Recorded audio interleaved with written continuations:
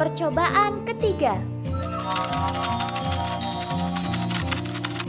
Tujuan percobaan ini yaitu untuk mengidentifikasi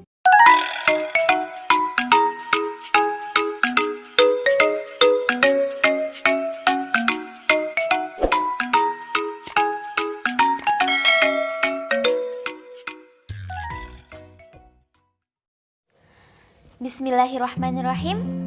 Assalamualaikum adik-adik.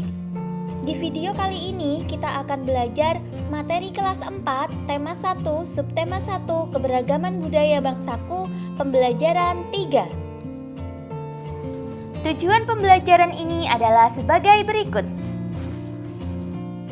Adik-adik, ayo kita dengarkan suara musik tradisional khas Kalimantan Utara.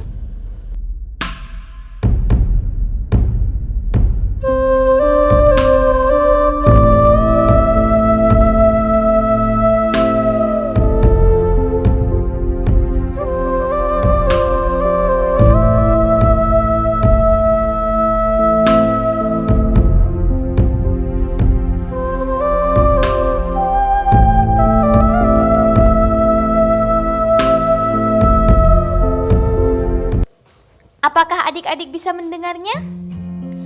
Bagaimana bunyi musik tersebut bisa didengar? Untuk menemukan jawabannya, mari kita lakukan percobaan.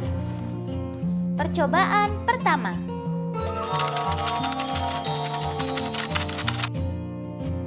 Tujuan percobaan ini adalah untuk mengidentifikasi sifat bunyi merambat melalui udara. Alat yang diperlukan adalah jam meja. Langkah kerjanya, letakkan jam meja di ruangan yang sepi. Lalu, kita berdiri di ruangan tersebut. Kita pasti dapat mendengar detakan jam tersebut, karena suara merambat melalui udara. Percobaan kedua. Tujuannya adalah untuk mengidentifikasi sifat bunyi merambat melalui benda padat. Alat yang diperlukan cukup jam meja. Langkah kerjanya, letakkan jam meja di salah satu ujung meja pada ruangan yang sepi. Lalu, tempelkan telinga kita di ujung meja yang lain. Maka, suara jam terdengar lebih kencang dan lebih jelas. Percobaan ini membuktikan bahwa suara merambat melalui benda padat.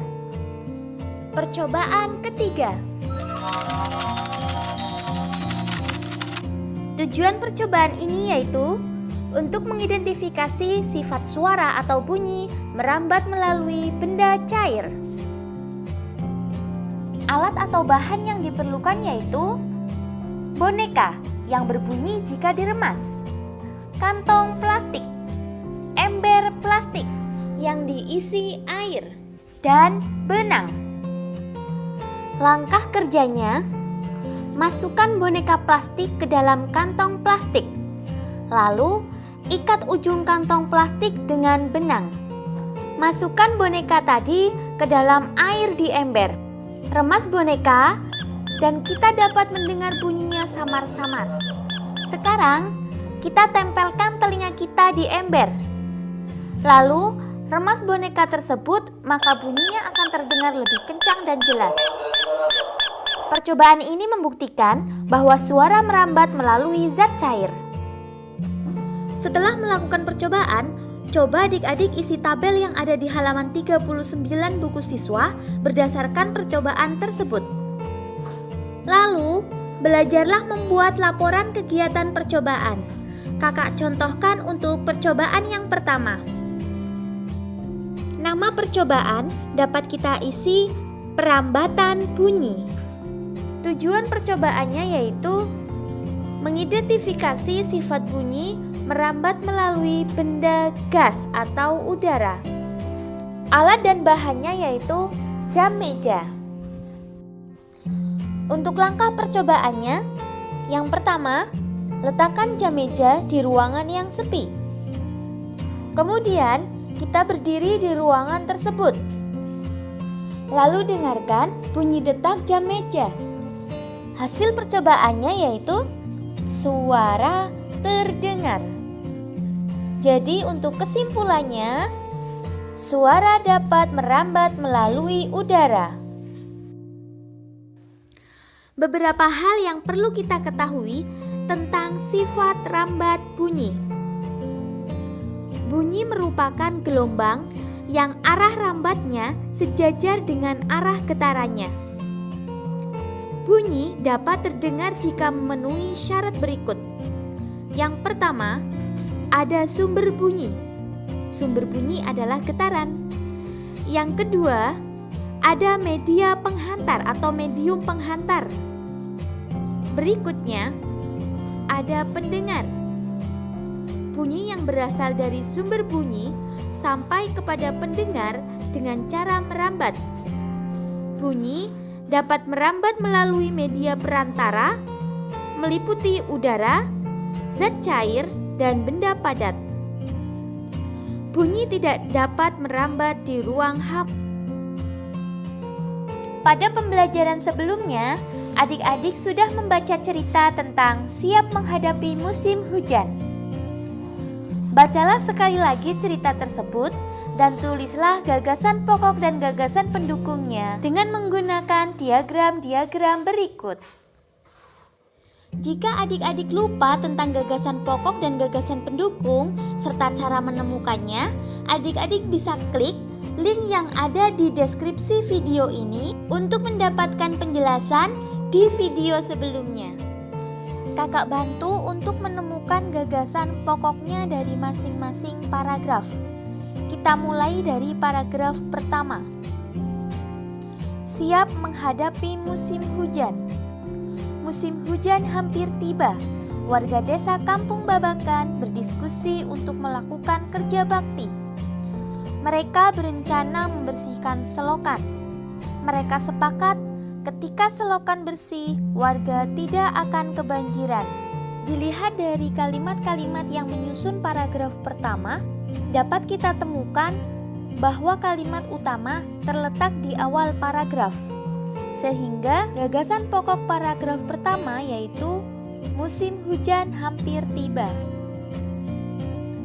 Berikutnya untuk paragraf kedua. Pagi itu, semua warga terlihat sangat bersemangat membersihkan selokan. Pak Sami dan Pak Udin sibuk mengambil sampah yang ada di dalam selokan. Pak Made dan Pak Udin memastikan saluran selokan lancar. Pak Nur mengambil sampah-sampah dan meletakkannya di gerobak sampah. Dari kalimat-kalimat penyusun paragraf 2, dapat kita temukan bahwa kalimat utamanya juga terletak di awal paragraf. Kalimat kedua dan seterusnya di situ menunjukkan penjelasan terhadap kalimat yang pertama. Sehingga alternatif jawaban untuk paragraf kedua, gagasan pokoknya yaitu semua warga sangat bersemangat membersihkan selokan. Lanjut ke paragraf 3. Setelah kerja bakti selesai, warga berkumpul untuk menikmati teh hangat dan pisang goreng. Makanan tersebut dimasak oleh warga ibu-ibu. Mereka senang karena selokan desa sudah bersih. Kini mereka siap menghadapi musim hujan. Nah, untuk paragraf 3, dilihat dari masing-masing kalimat penyusun paragraf tersebut, dapat kita temukan kalimat utamanya terletak di akhir paragraf. Berarti yang selainnya termasuk kalimat penjelas.